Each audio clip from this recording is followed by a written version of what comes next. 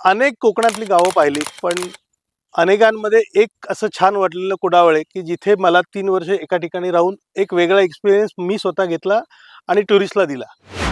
निसर्गयोग नावाचं रिसॉर्ट आहे आणि आता हे आय थिंक 3-4 वर्ष हे चालवत आहेत. तर ह्यात त्यांनी बरेचसे काही काम केले, बरेचसे उपक्रम राबवत किंवा बरेच आपले कार्यक्रम करत असतात.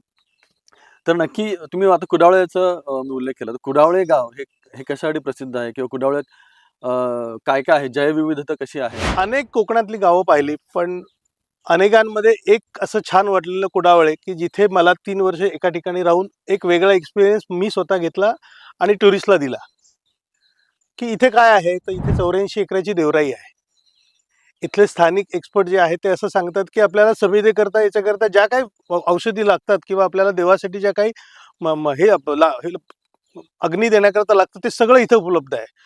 आणि मुलांना, लहान मुलांपासून ते आजोबाजींपर्यंत प्रत्येक वनस्पतीच्या प्रत्येक पानावर जे काही गुपित दडलेलं आहे, ते इथे सांगता-सांगता 2-2, 3-3 दिवस जातात. बरोबर. कुडाळची ही स्पेशालिटी आहे, की ही जी काही जैवविविधता कुडाळ्यात आहे, ती जैवविविधता इथे गेले 20-30 वर्ष अशीच आहे.